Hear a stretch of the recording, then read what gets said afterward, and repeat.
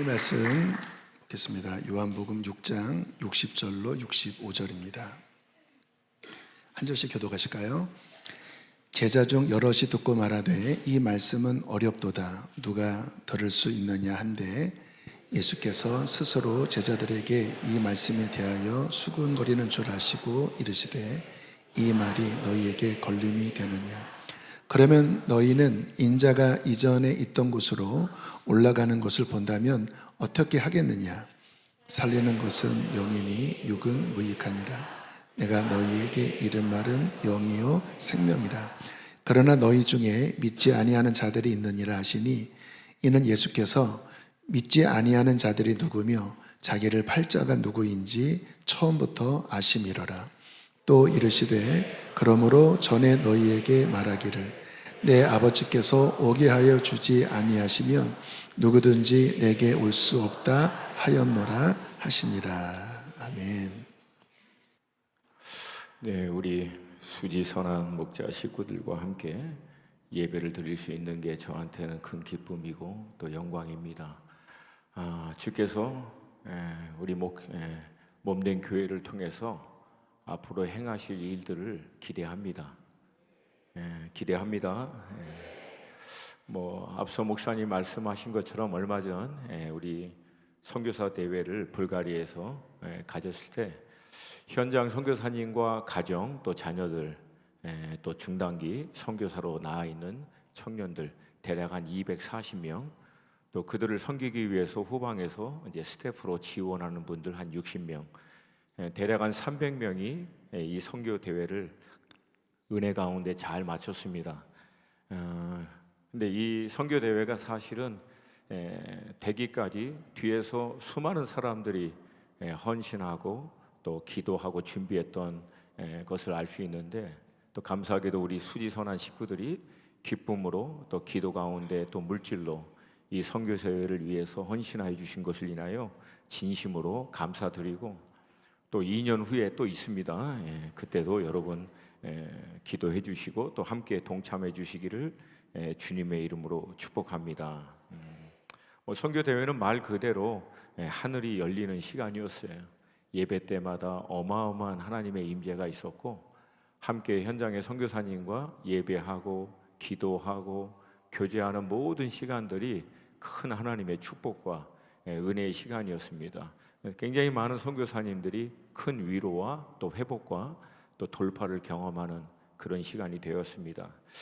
말씀드린 대로 은혜가 한참 이제 클라이막스에 이르고 있을 때 이스라엘이 또 이란을 또 전쟁을 치르게 되는 그런 일도 있어서 지금까지도 못 들어가는 현장 선교사님들이 좀 계세요. 제 제자였던 또 이스라엘의 또 팔레스타인 지역의 아랍인들, 이스라엘에는 아랍인도 있고 이스라엘 사람도 있는데 그 지역에서 사역하는 친구들은 아직 들어가고 있지 못하고 있습니다. 우리가 알고 있는 대로 2023년 10월 7일에 시작됐던 이스라엘과 가자 지구를 중심으로 한 하마스의 전쟁은 나중에 이제 레바논을 중심으로 한 헤즈볼라의 전쟁으로 치닫게 되고 이 헤즈볼라 뒤에는 다들 아는 것 같이 이란이 그 뒤에 있고 이란은 이제 핵 위험을 통해서 이스라엘을 계속해서 위협하고 있는 상황에서 이 위험을 감지한 이스라엘이 선제 공격을 함으로 이 전쟁은 굉장히 큰 양상으로 확장돼서 어느 누구도 이게 언제 끝날지 어느 수준까지 멈출지 예측하기 힘든 그런 상태에 있습니다. 우리가 알고 있는 것처럼 하마스와 헤즈볼라와 이란이 원하는 것은 딱 하나입니다. 이스라엘이라고 하는 나라를 지구상에 없애버리는 거예요. 어떻게 보면 이스라엘 입장에서는 지금이 어쩌면 그들이 간절히 기다리고 바라는 메시아가 가장 필요한 때가 아닌가 그렇게 생각해 볼 수 있습니다. 우리가 알고 있는 대로 지금 전 세계적으로 이스라엘의 사람들은 대략 한 2천만 명이 살고 있고요. 이스라엘 본토 안에 750만 명, 그리고 미국에 대략 한 650만 명. 나머지 이제 사람들이 전 세계에 흩어져 살고 있습니다. 그리고 이들 이스라엘 사람들 가운데서 흔히 메시아닉 주, 예수님이 메시아인 것을 믿고 있는 유대인들은 대략 35만 명 정도로 추정이 됩니다. 그러니까 2천만 명의 인구로 비교할 때 35만 명은 굉장히 미비한 숫자이고, 이 의미는 대다수의 유대인들은 여전히 그들을 구원해 줄 메시아를 아직도 기다리고 있다라고 하는 것입니다. 그러면 이제 질문은, 왜 대다수의 유대인들은 아직도 메시아를 2000년 전에 오신 예수로 믿지 않고 있는가라고 하는 것이 있는데, 그 대답은 간단하게 저들이 기대하고 갈망했던 메시아와 2000년 전 이 땅에 오셨던 메시아는 너무나 다른 모습이었기 때문에 그렇습니다. 저들이 원했던 메시아는 로마의 핍박으로부터 이스라엘을 해방해 줄 뿐만 아니라 모든 주변의 나라에서부터 가장 강력한 이스라엘의 왕국을 회복할 수 있는 메시아, 그리고 오랜 동안 핍박과 환난 가운데 있었던 그들의 실질적인 삶의 모든 문제들을 그 강력한 능력으로 회복시킬 수 있는 메시아를 그들은 기대했던 것입니다. 물론 성경에서는 강력한 왕으로, 통치자로 오실 메시아에 대한 예언의 말씀이 있고, 또 오늘 본문의 배경이 됐던 오병이어의 사건을 보면 우리의 배고픔을 채워주시고 저들의 또 실질적인 필요를 채워주시는 메시아의 모습도 성경 곳곳에도 기록되어 있습니다. 그러나 성경 전체를 통해서 살펴보고 예수님 스스로가 본인이 이 땅 가운데 오셨던 궁극적인 목적을 종합해서 살펴보면, 주님이 이 땅 가운데 오신 궁극적인 이유는 우리를 죄와 사망의 권세에서 해방시켜 우리를 영원한 하나님의 나라로 인도할 영생의 선물을 주기 위한 십자가의 대속의 제물로 이 땅에 오신 것을 알 수 있습니다. 안타깝지만 이스라엘의 문제는 오랜 역사적인 핍박과 아픔, 그리고 현실적인 어려움으로 말미암아 그들의 모든 메시아에 대한 기대가 땅에 매어 있는 기대에서 벗어나질 못했다. 그 결과 이들의 영적인 귀와 영적인 눈은 닫혀 있어서 실제적으로 메시아가 그들에게 직접 오셔서 생명의 구원의 길에 복음의 메시지를 전달해 줬음에도 불구하고 그들은 깨닫지도 못하고 보지도 못하는 상태에 이르게 됐다라고 하는 것입니다. 비록 이방인이지만 우리는 먼저 예수를 진정한 하나님의 아들인 메시아로 믿고 구원을 받은 자녀로서 이런 어떤 이스라엘의 이런 연약한 모습을 비방하거나 판단할 것이 아니라, 하나님 저들도 닫혀있던 저들의 영적인 눈이 열리게 하시고 그 마음이 열리게 하셔서 2000년 전 그 예루살렘에 오셨던 그 예수가 진정한 메시아임을 저들도 믿고 주님께 돌아올 수 있도록 하여 주시옵소서 기도해야 될 줄로 믿습니다. 이러한 관점에서 볼 때 오늘 본문의 배경이 되는 6장의 말씀에서도 예수님과 군중들은 서로 다른 두 목적이 이 충돌되는 모습을 보여주고 있습니다. 주님이 사역을 이제 본격적으로 시작하면서 이제 이적과 능력을 나타내시고 이전의 종교 지도자들과는 다른 놀라운 새로운 가르침으로 말미암아 수많은 사람들이 주님께 이제 몰려들기 시작합니다. 그때 5천 명이 넘는 사람, 유대인들은 숫자를 얘기할 때는요 20세 이상의 남자를 얘기합니다. 그러니까 20세 이상으로 계수된 사람만 5천 명이니까 여자와 아이들까지 포함해서 이건 굉장히 많은 숫자예요. 그 군중들의 모든 필요를 주님은 그 순간에 오병이어의 사건을 통해서 해결해 주십니다. 이 엄청난 역사를 경험했던 군중들은요 그 자리에서 예수가 바로 성경에서 예언한 바로 그 선지자, 하나님이 보내주신 메시아인 것을 믿고 그분을 왕으로 삼으려고 합니다. 오늘 본문의 배경이 됐던 6장 14절과 15절 말씀인데 우리 한 목소리로 같이 읽습니다. 14절 15절 시작.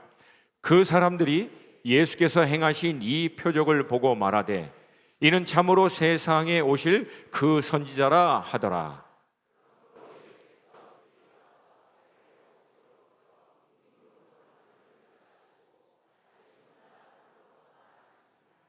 아멘.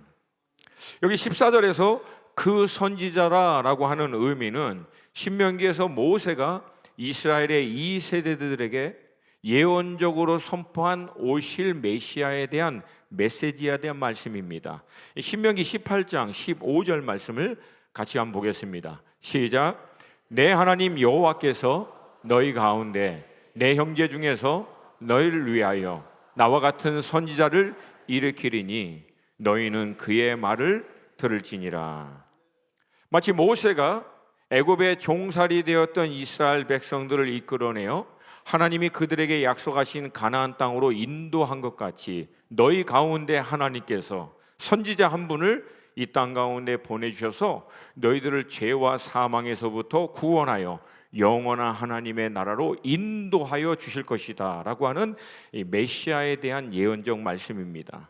그러니까 오랜 동안 이 메시아에 대해서 목말라 있었던 이 군중들은 이 오병이어의 능력을 나타내시는 예수님을 보고 모세가 예언한 그 선지자가 바로 예수님이심을 믿고 그 예수님을 왕으로 세우려고 한 것입니다.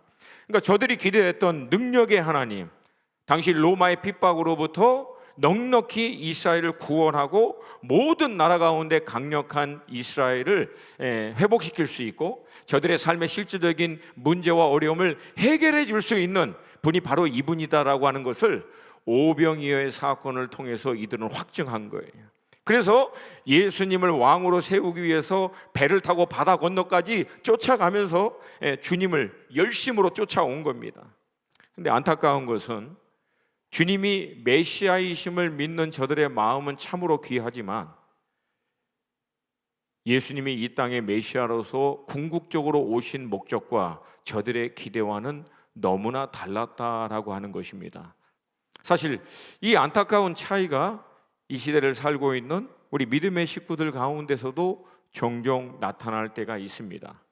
저는 오늘 이 말씀을 통해서 성령께서 우리 사랑하는 수지선한 목자 모든 믿음의 식구들에게 우리가 정말 주님을 믿고 따르는 궁극적인 목적이 무엇인지를 다시금 확증받는 시간이 되기를 주님의 이름으로 축복합니다. 그리고 우리가 예수를 우리의 구주와 주인으로 믿는 온전한 그 목적 앞에 우리 몸된 교회가 정렬되어 주님이 이 땅 가운데 오신 온전한 목적에 부합하는 몸인 교회로서의 사명을 감당할 수 있기를 주님의 이름으로 축복합니다. 자, 그렇게 흥분한 이 군중들이 예수님을 향해서 나올 때, 여러분 예수님은요 그렇게 나온 군중들을 향해서 굉장히 당혹스럽게 말씀하십니다.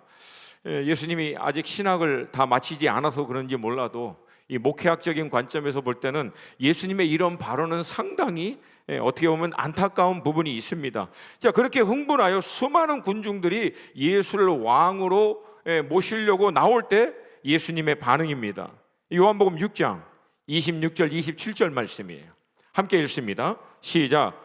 예수께서 대답하여 이르시되 내가 진실로 진실로 너에게 이르노니 너희가 나를 찾는 것은 표적을 본 까닭이 아니요 떡을 먹고 배부른 까닭이로다.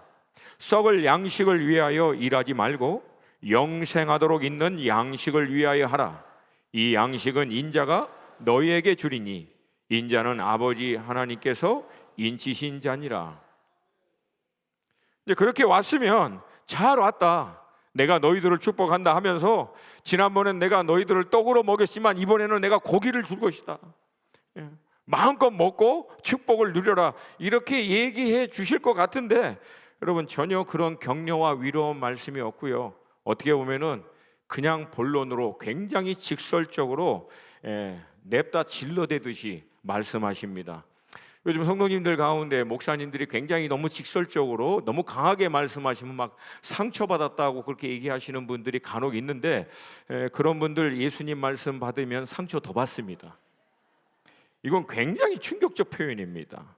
여러분 여기서 예수님이 군중들을 향해서 하신 말씀의 핵심은 뭡니까?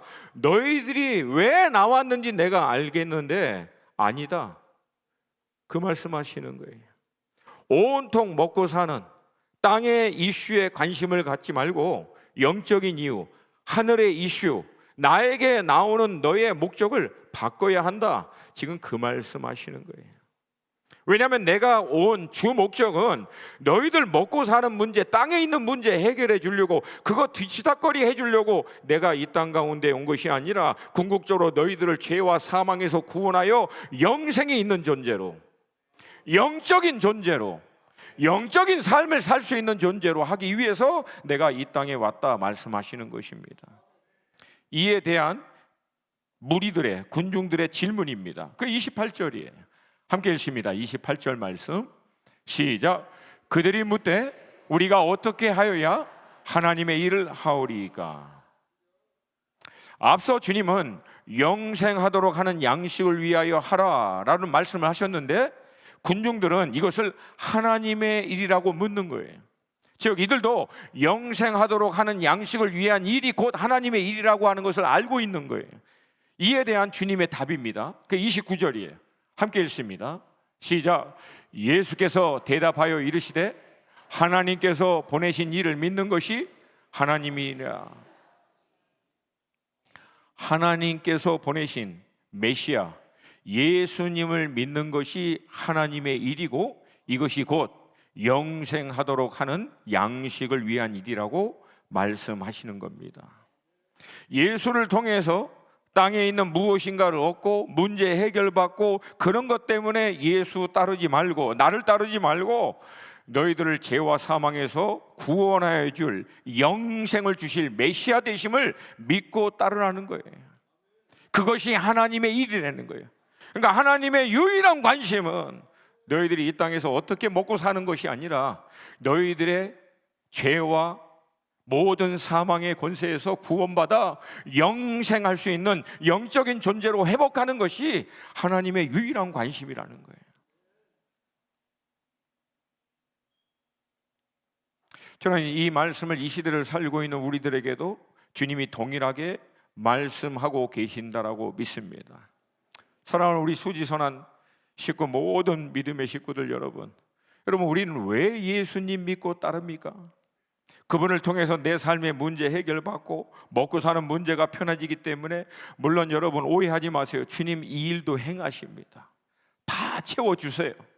광야에서 40년 동안 이스라엘 백성들이 불순종함으로 광야로 내몰았지만 결국은 하나님은 그들을 40년 동안 만나와 메추라기로 먹이시고 저들의 옷과 신발이 헤어지지 않도록 초자연적으로 하나님 역사하여 주셔서 인도하여 주셨고, 불평할 때마다 저들이 필요한 물을 바위를 통해서 저들에게 허락해 주셨고, 저들 앞서 행하시며 저들이 거하고 텐트 칠 수 있는 자리마저도 주님이 앞서 행하시면서 예비하시고 인도해 주셨다라고 성경은 말씀하십니다. 근데 여러분, 주님은 이 말씀을 쭉 설명하고 난 다음에 다음과 같이 얘기합니다. 너희 조상들은 그거 다 먹고 마시고도 결국 광야에서 죽었다는 거예요. 너희 조상들은 그거 다 먹고 마셨어도 결국 광야에서 다 죽었다. 뭘 말씀하시는 거예요? 이 땅에 사는 동안 우리가 하나님의 은혜로 우리의 실질적인 삶의 문제 해결받고 땅에 있는 문제들 해결받고 다 할 수 있어요. 그러나 여러분, 아무리 땅에 있는 문제 해결받고 먹는 문제 해결받고 실질적인 삶의 어려움 해결받아도 결국 여러분 어떻게 된다는 거예요? 땅에 사는 우리의 삶을 정리할 때가 온다는 거예요. 우리 인생도 땅에 있는 모든 이슈도 결국은 마감할 때가 온다는 거예요. 그리고 우리가 궁극적으로 직면해야 될 것은 딱 한 가지라는 거예요. 사망의 권세에서, 죄의 권세에서부터 해결받아 영원한 하나님의 나라에 들어갈 수 있는 영생의 존재로 우리가 회복되는 것만 남았다는 거예요. 그리고 그 영혼들을 위하여, 영생의 문제를 해결받아야 되는 영혼들을 위하여 섬겼던 영생에 대한 문제, 영생에 대한 일, 이것만 우리에게 남는다라고 말씀하시는 거예요. 여기에는 여러분 굉장히 중요한 영적인 원리가 작동을 합니다. 땅에 먹고 사는 문제, 이 땅의 이슈에 예수를 믿고 따르는 방향으로 우리의 믿음이 한번 작동하기 시작하면, 여러분 이 사람들의 모든 신앙의 이슈는요, 땅에 있는 것에 결국은 매이게 됩니다. 여러분 잘 들으셔야 돼요. 하나님의 일, 영생에 대한 이 믿음의 이슈로 넘어가질 않아요. 처음 먹고 사는 문제, 실질적인 삶의 문제, 이거 해결받으면 그 다음부터는 영적으로 내가 영적인 존재답게 하늘의 아젠다, 하늘의 일에 관심을 두고 신앙생활 하겠습니다 라고 얘기를 하지만 여러분 그게 그렇게 작동되지가 않습니다. 제 이해가 이게 좋은 예인지 모르겠지만 여러분 그 중고차를 살 때요, 기본적인 상식이 아는 분들은요, 도시에서 나이 많으신 우리 언니들이 차던 차는 절대로 중고차로 매입을 안 합니다. 왜냐하면 속도가 안 나와요. 처음 신차를 사서 도시에 신호등이 많은 곳에 브레이크를 계속 밟으면서 천천히 몰던 차는요, 아무리 고속도로로 새롭게 가서 길들이려고 바꾸려고 밟아대도요 절대 속도가 안 나옵니다. 왜? 이미 그 차는 그렇게 익숙해져 있기 때문에 그래요. 이게 남자분들은 조금 고개를 흔드는데 자매님들은 좀 이해를 못해요. 그러니까 여러분 이건 좀 상식적인 거예요. 그러니까 안 돼요. 왜? 그 차는 도시 안에서 빈번하게 신호등 때문에 멈추고 속도를 내지 못하는 거에 익숙되어 있기 때문에 그 다음에 고속도로에서 아무리 밟아도 안 나간다는 거예요. 여러분 똑같은 원리라는 거예요. 땅에 있는 것에 매여 신앙이 작동하기 시작하면 영적인 하늘의 이슈로 전환하기가 쉽지 않다는 거예요. 여러분 오래전 제가 이제 한 27년 살았던 미국 동부에 학생 자원운동이라고 하는 선교 운동이 있었습니다. 그 선교 운동을 통해서 우리나라에 선교사로 오신 분이 아펜젤로, 언더우드 같은 귀한 분들이에요.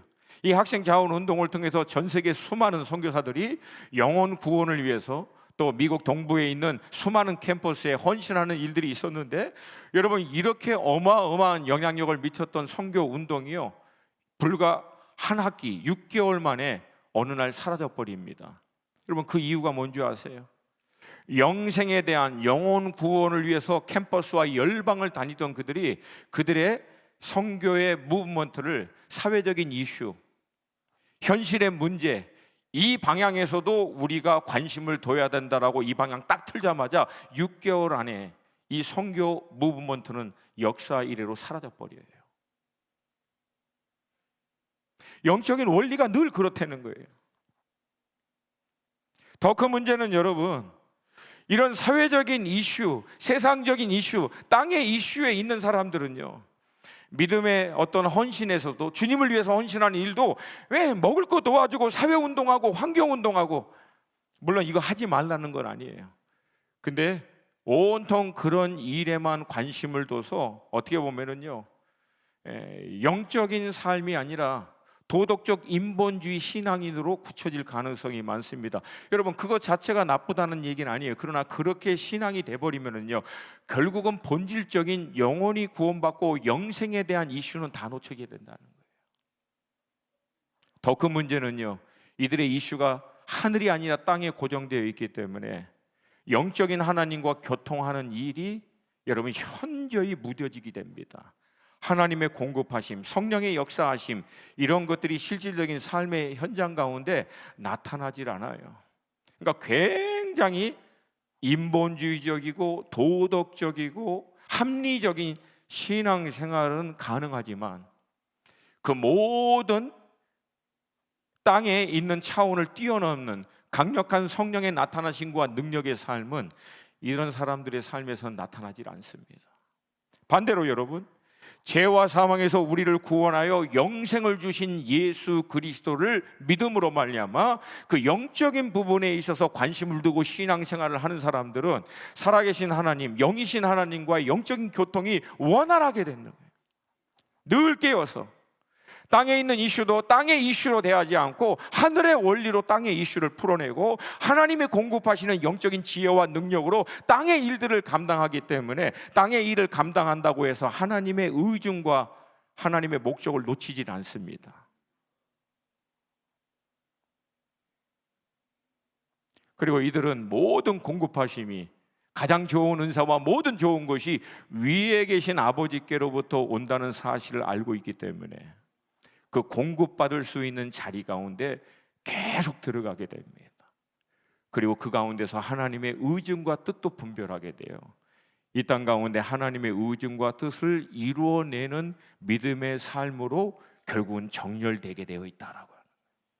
할렐루야.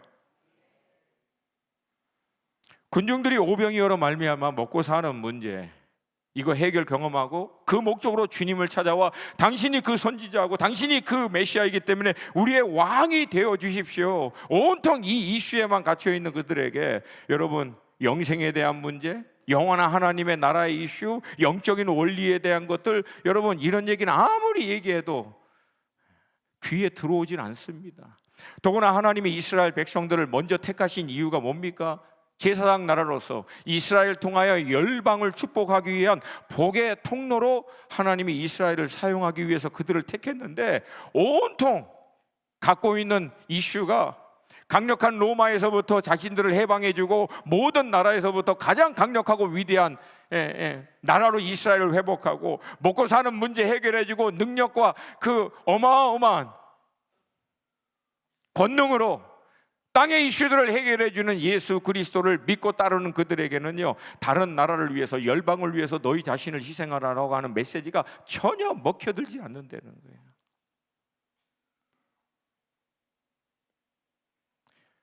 여러분, 이 부분은 이 시대를 살고 있는 교회에게도 마찬가지라는 거예요. 두 번째, 먹고 사는 이슈에 갇혀 있고 땅의 아젠다에 매여 있는 신앙을 쫓아가다 보면 주님의 영적인 메시지를 도대체 알아듣질 못합니다.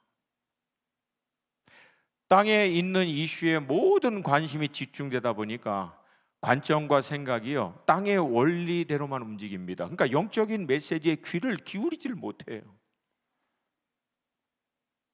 그러니까 주님이 이게 너무 답답하신 거예요. 그래서 땅의 관점, 이 땅의 이슈를 아무리 쫓아봐야 궁극적으로 그 땅의 문제가 갖고 있는 한계를 예수님 딱 지적하면서 주님이 저들에게 궁극적으로 주시고자 하시는 영적인 양식을 비교하면서 저들에게 말씀하십니다. 49절에서부터 51절 말씀이에요. 본문 배경에 있는 49절에서 51절 말씀 같이 한번 읽습니다. 시작. 너희 조상들은 광야에서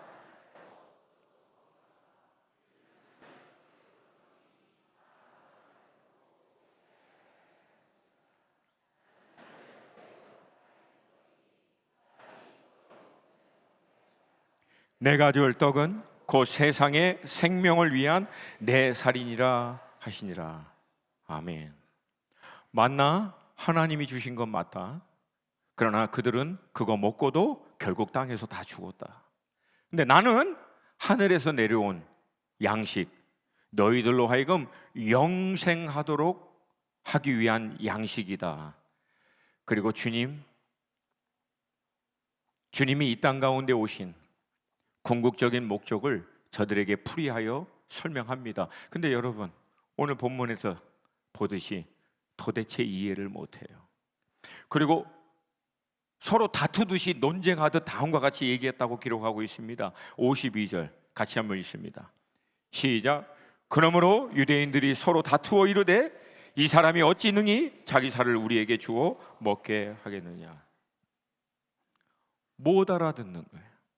뭔 말인지 전혀 감을 못 잡고 있는 거예요. 사실 여러분, 초대교회 역사를 보면은 로마 정부가 그리스도인들을 핍박했던 여러 이유가 있지만 그 이유 가운데 한 가지가 뭐냐면 그리스도인들이 모여서 정말 사람의 살과 피를 마신다라고 하는 유언비어가 있었기 때문에 로마 정부가 그리스도인들을 핍박한 것입니다. 물론 우리는 예수님의 이 살과 피가 우리를 위하여 흘리시고 찢기신 주님의 몸을 상징하는 것을 알고 그것을 참여하는 것으로 성만찬을 하고 있지만, 이 믿지 않는, 영적으로 이 원리를 전혀 이해하지 못하는 그 사람들은 정말 그리스도인들이 모여서 어린아이의 살과 피를 먹고 마신다라고 하는 이 말도 안 되는 이 이유 때문에 그리스도인들을 핍박했다라고 하는 역사적인 기록이 남아 있어요. 그러니까 영적인 귀와 마음이 닫혀있는 그들은 영적인 원리를 전혀 이해하지 못하고 메시지 또한 이해하지 못합니다.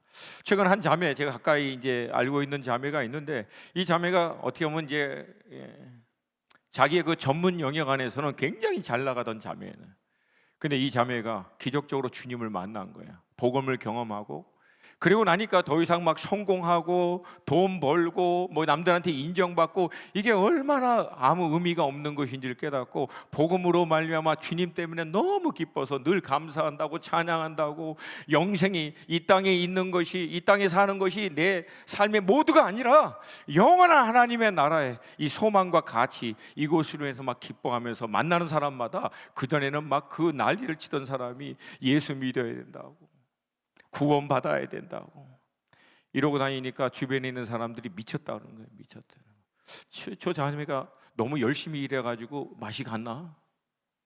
정신 나갔다는 거예요. 알아들어요? 못 알아들어요? 못 알아들어요. 전혀 이해하지 못합니다.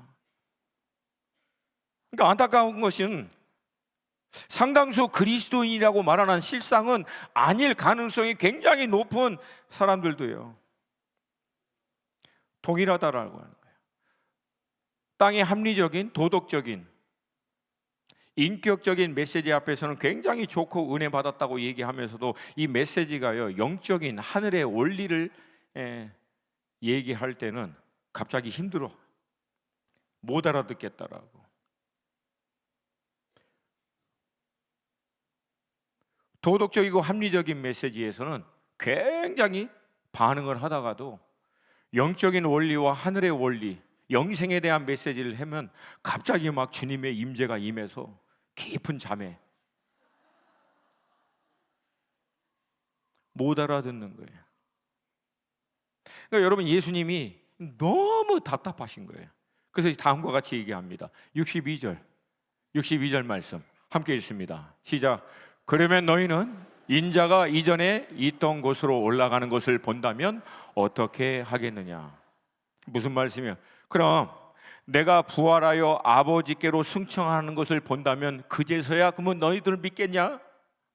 내가 단순히 땅에 있는 육신의 필요를 채워주기 위해 온 것이 아니라 죄와 사망의 권세를 깨뜨리고 부활하여 영이신 하나님께 승천하는 것을 본다면 내가 온 목적이 땅에 있는 아젠다를 위하여 것이 아니라 영생을 위하여 영원한 하나님의 나라로 너희들을 인도하기 위하여 온 것인 것임을 그제서는 믿겠느냐?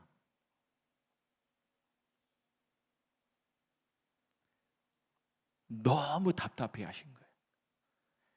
그리고 결론적으로 예수님이 다음과 같이 얘기합니다.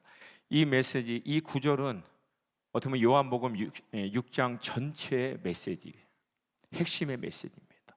63절 말씀 같이 읽습니다. 시작. 살리는 것은 영이니 육은 무익하니라. 내가 너희에게 이른 말은 영이요 생명이니라. 나의 모든 말은 육을 위한 것이 아니다. 육적인 필요 채워주고 해결해 주려고 하는 말이 아니라 영의 말, 너희 영혼을 살리고 생명을 주는 말이고 너희들로 영적으로 살아있는 존재답게 살 수 있도록 하기 위한 말이다. 지금 그 얘기하는 거예요.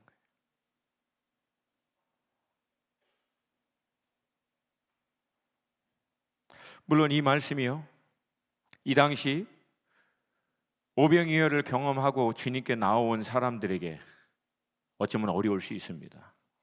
그러나 여러분, 저들이 조금이라도 영적인 관심이 있었다면 원리는 간단해요. 물어보면 되잖아요. 물어보면 되잖아요.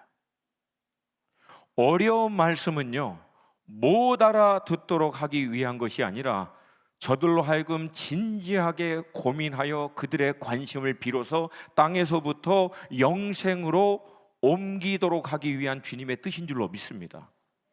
여러분, 정말 관심이 있다면 간단하잖아요. 주님의 살과 피에 참여한다는 것이 도대체 무슨 의미인지 우리에게 말씀하여 주십시오. 여러분, 물으면 예수님이 대답해 줄까요, 아닐까요?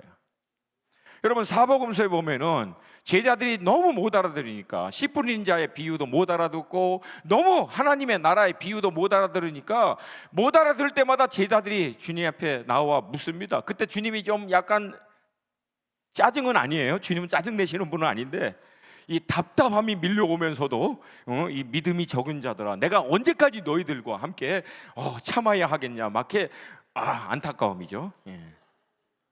그리고 나서 설명해 주세요, 안 해주세요? 잘 몰라요? 설명해 줘요, 안 해줘요? 그러니까 여러분, 주님이 많은 경우에 비유를 들어 말씀을 하십니다. 근데 여러분, 비유는 못 알아듣도록 하기 위해서 드는 것이 아니라 비유는 정확하게 사람을 두 부류로 나눕니다. 정말 갈급해서 알고 하고자 하는 사람, 아니면 애당초 관심이 별로 없는 사람. 비유는 이 둘을 정확하게 나눕니다. 여러분, 비유를 통해서 영적인 원리, 영적인 메시지를 들었을 때 못 알아들어요. 정말 갈급하고 갈망하는 사람은 그러면 어떡할까요? 그 비유가 무슨 뜻인지 다시 묻겠죠. 그 비유가 무슨 의미인지 알고자 그 말씀 앞에서 몸부림치겠죠. 근데 애당초 관심이 없는 사람은 어려워 모르겠어 돌아서 버립니다.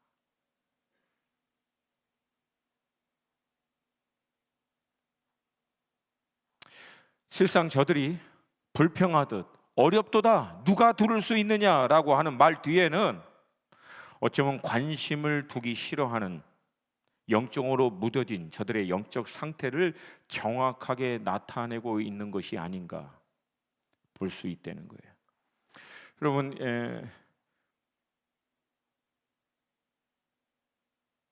제가 같이 지금 우리 더비 우리 코어 멤버 가운데 우리 나머지 5명이 도저히 따라갈 수 없는 분이 한 분 계십니다. 우리 큰 형님 고목사님, 수원하는 고목사님 계신데, 이분은 아시다시피 이제 서울대 이제 수학과를 나오시고 국비장학생으로 미국의 버클리, 당시 수학에선 전 세계에서 넘버원, 이분이 수학 박사 학위를 할 때 수학 노벨상을 받은 현존 노벨 수상자 2명이 그 대학에 있는 대학에서 박사 학위를, 별로 이렇게 반응이 없어요, 여러분은. 이렇게 뭐 그러느니 이게 사람들이 이렇게 하여튼 그런 분이에요. 근데 이제 그런 고목사님과 달리 저는 이 공부에 대해서는 굉장히 자유로운, 중고등부 때를 굉장히 이렇게 그 운동만 하던 사람이어서, 근데도 이제 아무리 운동을 해도 위협을 가끔가다 느낄 때가 있어요. 왜냐하면 뒤에 아무도 없을 때는, 그 69명 중에서 아무도 보이지 않을 때는 저도 약간 위기를 느낍니다.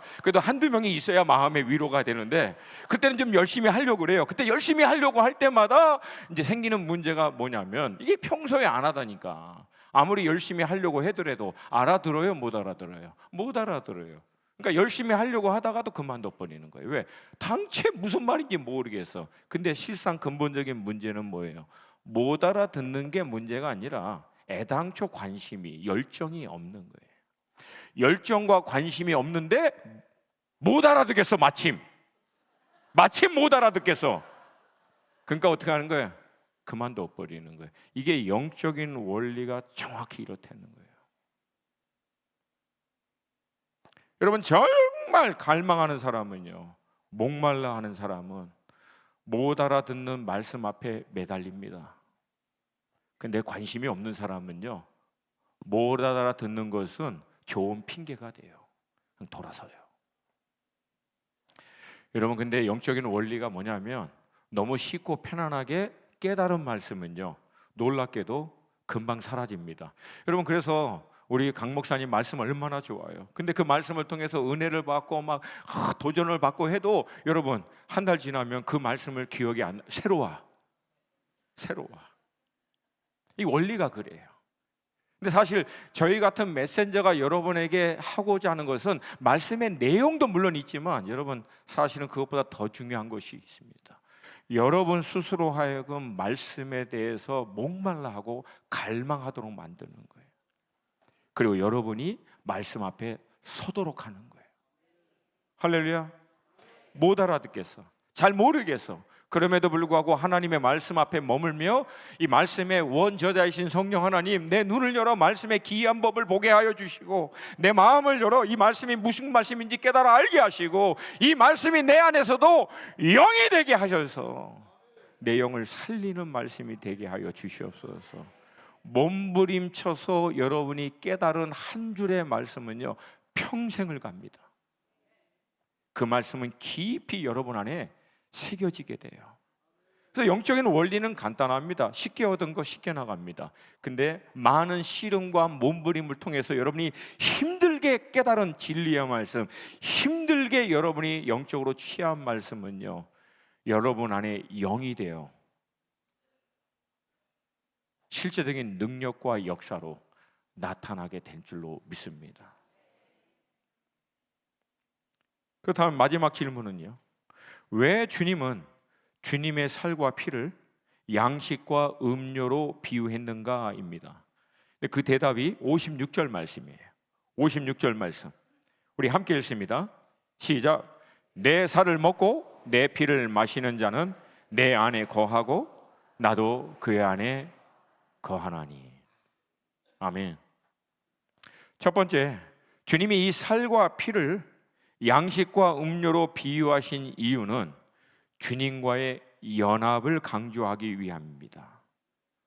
복음을 통한 믿음의 삶의 궁극적인 목적은요, 주님과 연합하는 겁니다. 아멘입니까?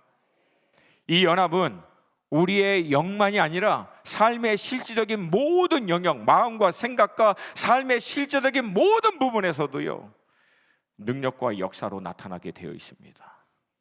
주님이 이 땅에 육신의 몸으로 오셔서 메시아로서 사역을 하지만 이 사명을 감당할 때 단 한순간도 아버지 하나님과 분리된 적이 없으십니다.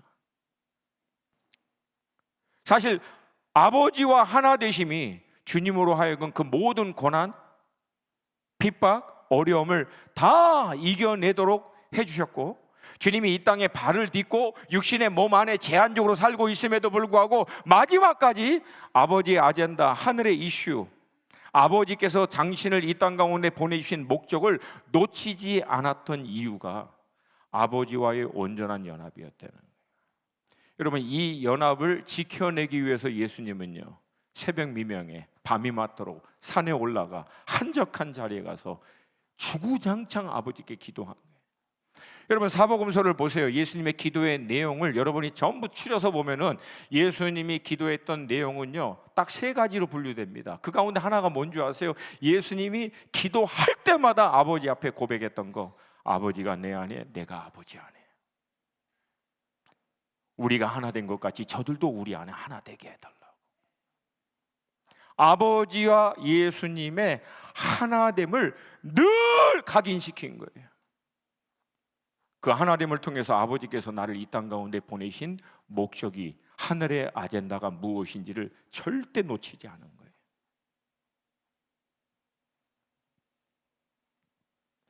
여러분, 우리도 마찬가지로요, 마지막 때가 가까울 때 우리가 이 모든 환난과 어려움을 이겨낼 수 있는 유일한 길은요, 우리 주님과의 온전한 연합인 줄로 믿습니다. 땅에 사는 동안 땅에 있는 이슈와 아젠다에 끌려다니고 치여다니는 인생이 아니라 하늘의 아젠다, 하나님의 일에 온전히 정렬되어 하나님의 목적에 따라 살 수 있는 유일한 길도 아버지 하나님과 연합되는 것인 줄로 믿습니다. 여러분, 그렇게 되기 위해서 우리에게도 필요한 것이 뭐예요? 기도라는 거예요. 여러분, 기도는 두 가지잖아요. 내 거를 꺾고 아버지 것에 나를 맞추는 거. 예수님이 보여주신 주기도문의 핵심도 나라의 임하옵시며 뜻이 하늘에서 이루어진 것 같이 땅에서도 이루어지이다. 겟세마네에서 예수님이 보여줬던 세 번의 기도의 반복도 내 뜻대로 마시고 아버지 뜻대로 되기를 원하나이다. 여러분, 결국 기도는 내 거 꺾고 나를 아버지의 이슈에 맞추는 작업인 줄로 믿습니다.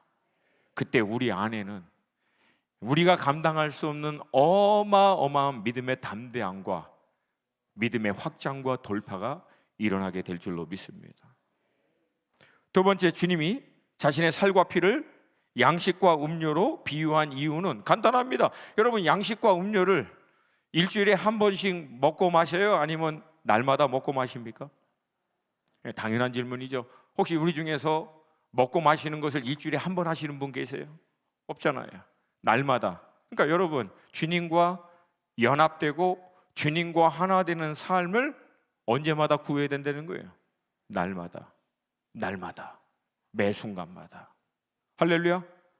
아멘입니까? 이 하나님을 지켜내기 위해서는 우리 날마다 말씀 앞에 서야 돼요. 날마다 기도하는 자리에 서야 돼요. 말씀이 어렵다라고 돌아서는 게 아니라 어려운 말씀일수록, 영적인 원리인 말씀일수록 이 말씀이 내게 영이 되어 나를 살릴 거라고 하는 믿음을 가지시고 그 말씀 앞에 버텨내는 거예요. 주님, 이 말씀을 통해서 내게 주시고자 하시는 주님의 음성을, 주님의 뜻을 내가 듣고 분별하게 하여 주시옵소서. 나의 모든 걸 쳐서 주님께 정렬되어질 때까지 기도의 자리 지키는 거예요. 여러분, 기도는 언제 딱 끝나면 되느냐? 간단합니다. 내 거 내려놓고 주님께 딱 정렬되면 그러면 일어나면 되는 거예요. 물론 저는 지금도 월요일부터 금요일까지 제가 하는 기도의 패턴이 있어요. 월요일은 미국 동부를 위해서 기도하고, 화요일은 일본을 위해서, 수요일은 한국과 북한을 위해서 기도하고, 목요일은 중국을 위해서, 그리고 금요일은 중동과 이스라엘을 위해서 기도하는데, 여러분 그 기도는요 20-30분도 안 돼요. 나머지 시간은 나의 모든 아젠다를 아버지 하나님께 맞추는 것에 씨름하고 몸부림치느라고, 내가 늘 깨어있도록, 내가 늘 살아있도록 아버지의 의중과 인도하심을 놓치지 않게 해달라고. 왜? 저도 육신의 몸 안에 살고 있고 시공간에 갇혀있는 물리적인 환경에 있기 때문에 정신 차리지 않으면 얼마든지 잘못 나갈 수 있기 때문에 날마다 매 순간마다 말씀 앞에서 기도하는 자리에서 아버지의 뜻과 의중에 나를 정렬시키기 위해서 몸부림치는 거예요.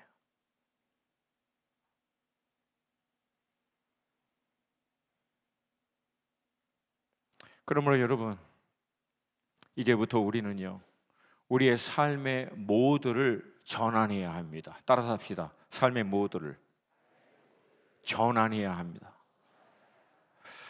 여러분, 요즘에는 에어컨하고 히터, 그게 이제 잘 나와서 에어컨하고 히터가 같이 되는 그런 게 있잖아요. 그걸 뭐라고 불러요, 한국에서는?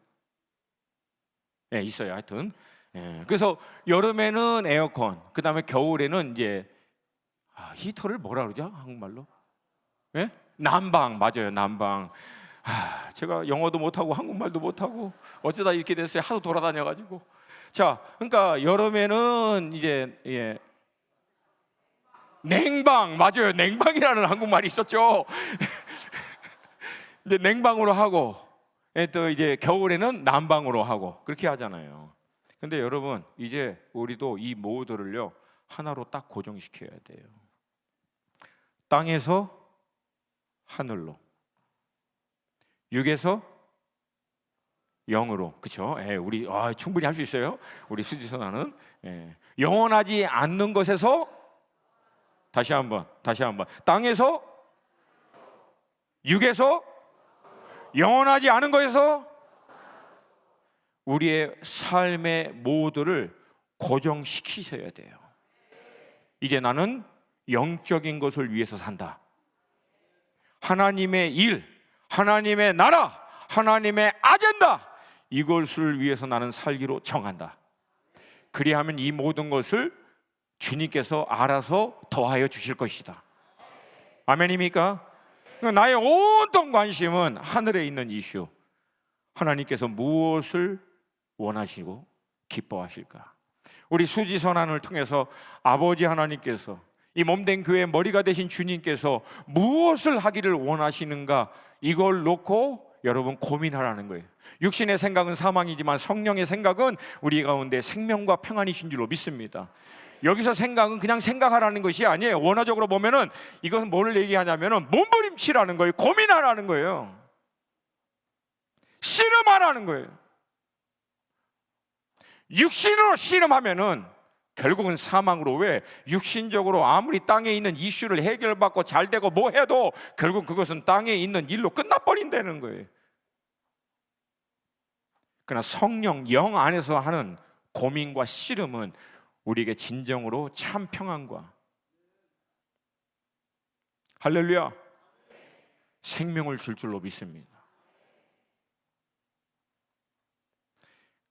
그래서 우리의 모든 아젠다가 하나님의 의중과 연합될 수 있기를 주님으로 축복합니다.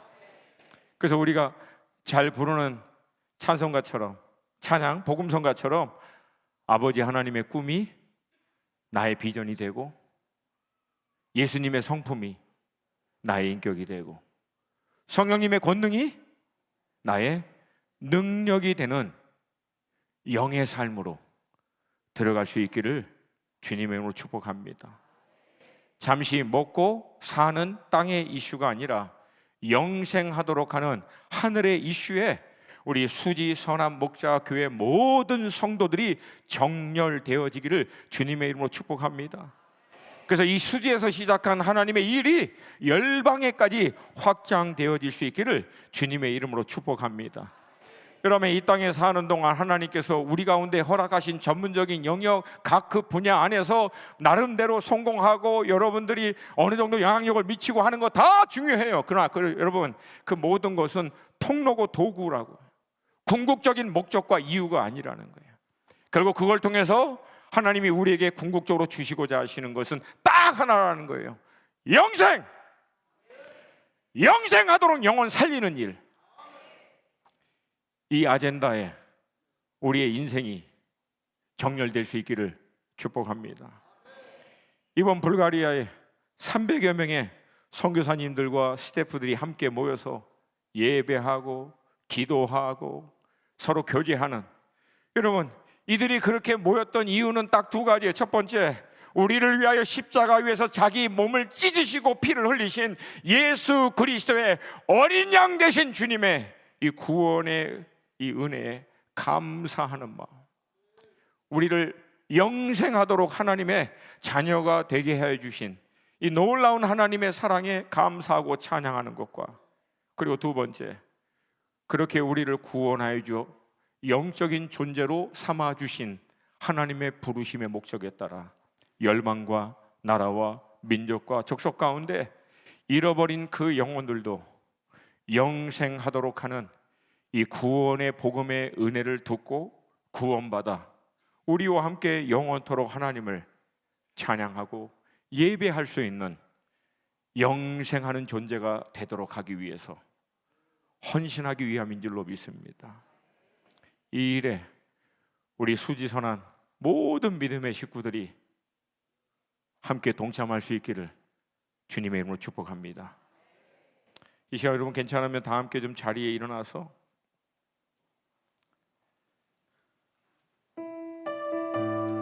함께 좀 찬양했으면 좋겠습니다.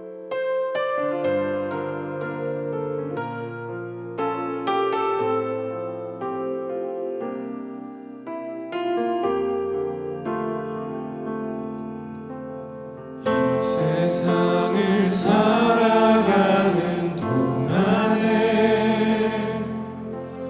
나의 힘을 의지할 수 없으니 기도하고 낙심하지 말 것은 주께서 참 소망이 되심이라.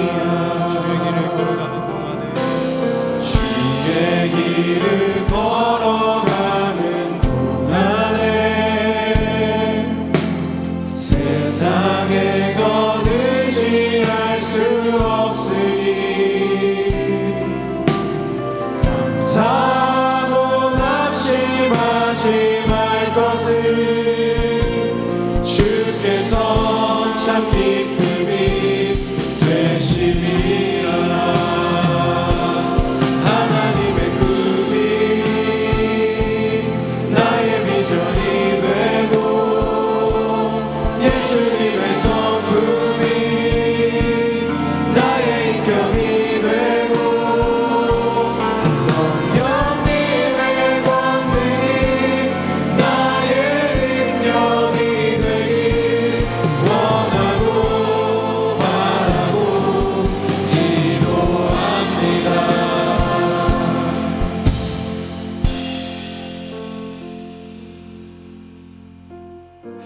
우리 함께 좀 기도했으면 좋겠습니다. 여러분, 우리의 기도를 우리 아버지께서 반드시 들으시는 줄로 믿습니다.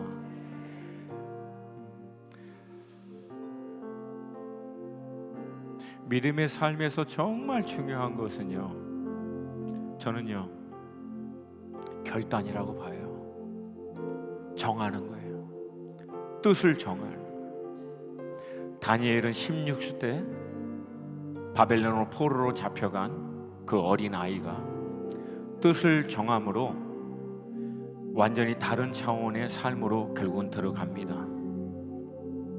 여러분, 이제는 우리가 뜻을 정해야 돼요. 많은 분들이 얘기합니다.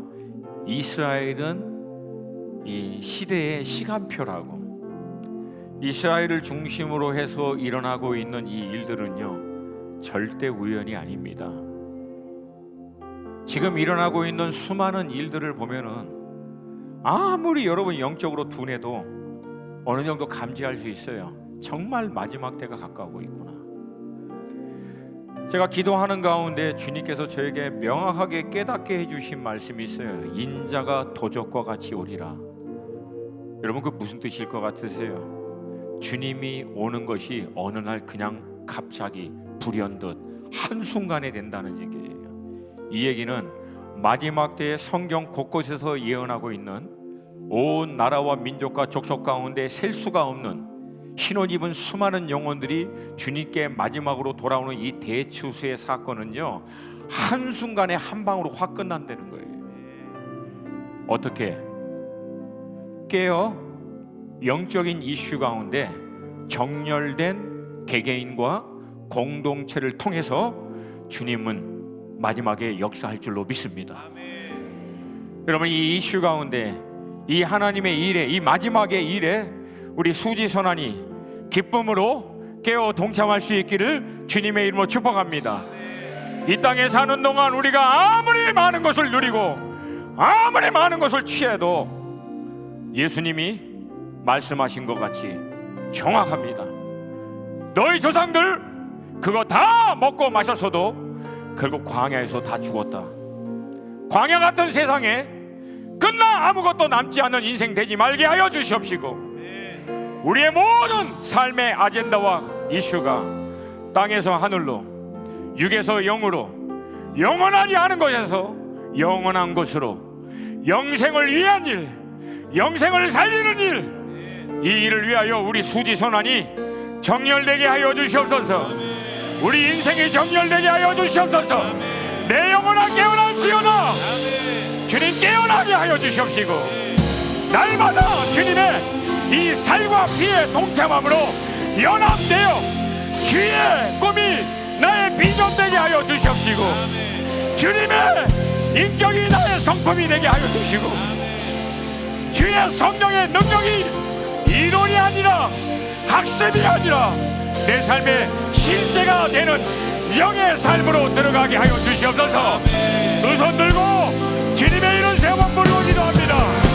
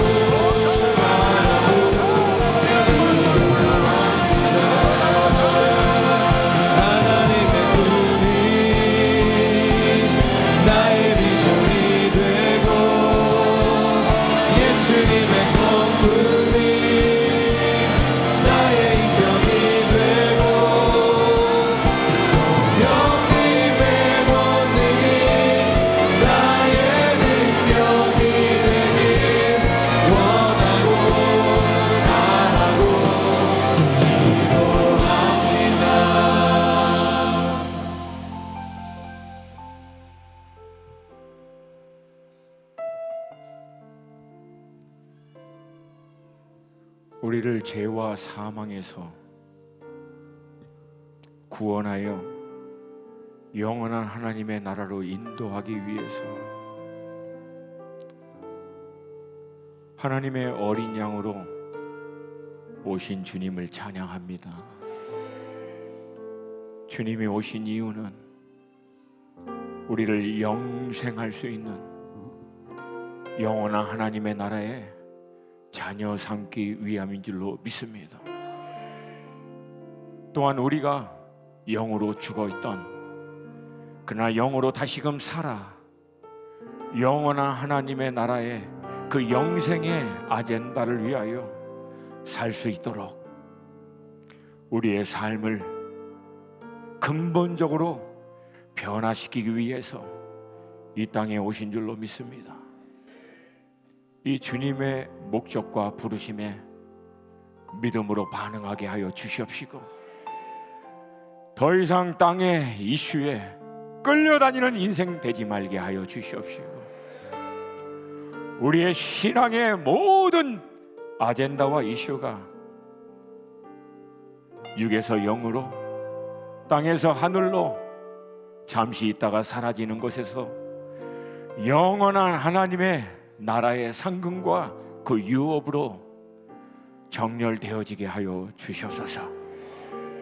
그리하여 이 몸된 교회를 통하여 주께서 이 땅 가운데 주의 깊으신 뜻을 온전히 이루게 하심으로 말미암아 여름날 냉수와 같이 주의 마음을 시원케 해드리는 우리 수지 선한 목자 되게 하여 주시옵소서. 이제는 우리 주 예수 그리스도의 은혜와 아버지 하나님의 놀라우신 사랑과 성령의 교통케 하심이 이제 영생과 영적인 이슈를 위하여 삶을 정렬하고 올인하기를 원하는 우리 수지선한 모든 믿음의 식구들 머리머리 위에 이제로부터 영원히 함께 계시기를 간절히 축원드리옵나이다. 아멘.